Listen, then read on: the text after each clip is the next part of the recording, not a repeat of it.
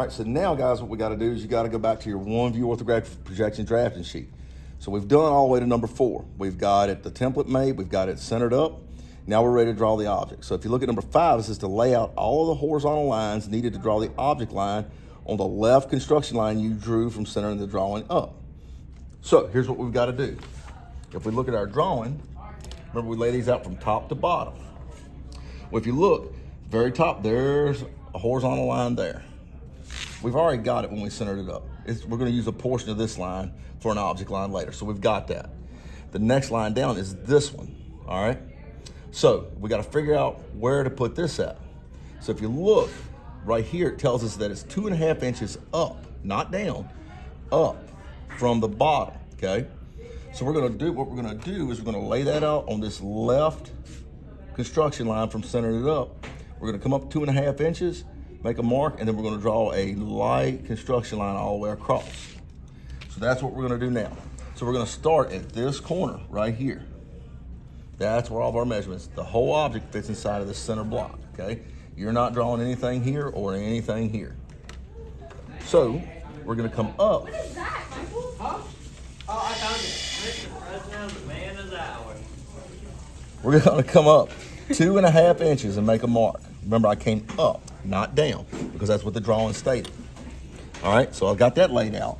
If I look, she's filming me. If I look, I've got one more horizontal line. It's right there at the bottom. We've already got it. It's the bottom line from when you centered it up. So we only need to draw that one line. So if you look at number 6, you draw light horizontal construction lines at those points, starting at the top and working towards the bottom. Well, we only got one. So we're going to line this up. And we're just going to draw in that center block like that. So we've got all of our lines. Now we got what we need for that, this, and this, okay?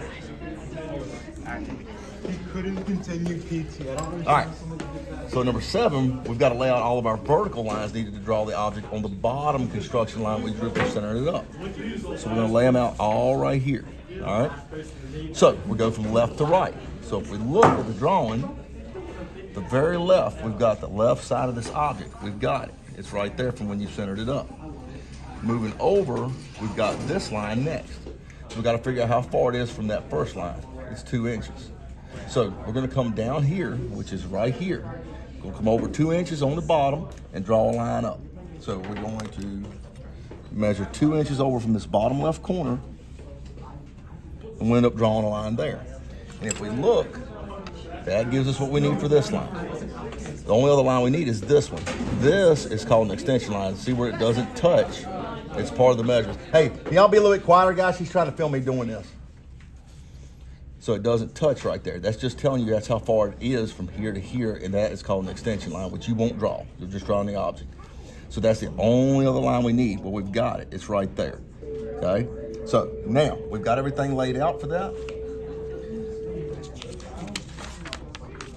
So if you look at number 8, it says draw light vertical construction lines at those points, starting at the left and working towards the right, through the top centering up line. So we've only got the one that we've got to draw.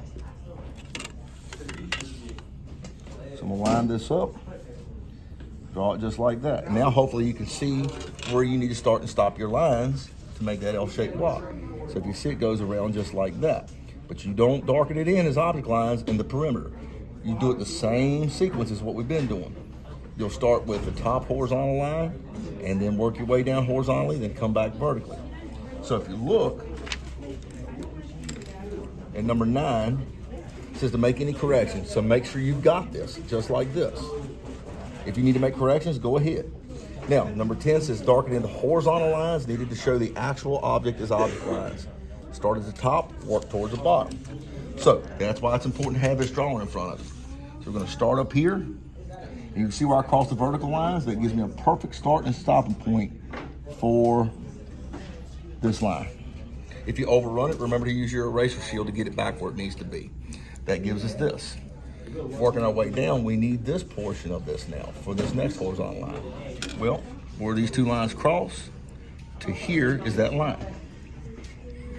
So we're going to darken in that portion now. That gives us that. Then the only thing that we got left is the bottom, and that's the entire bottom from here to here. So we'll darken that in. Now you've got your horizontal lines. And that gives us number 10. And number 11, we're going to darken in the vertical lines needed to show the actual object. We'll start at the left, work our way towards the right. Unless you're in Isaiah, you start at the right and work your way towards the left. So if you look, we've got this left-hand side, which is this whole line here. So we're going to put our triangle down on our T-square. We've got that line. It gives us that. Moving over now, we've got this portion. Well, that goes from here to here. So we're gonna line that up. Now we've got that. All right, and then the very last gives us that, is this portion here, that vertical line there. So I like to flip my triangle over for that one. You can do the same if you want. So now we're gonna darken in that line, and now you're done. So, when you're finished, untape it and give it to Miss Woman. That's it.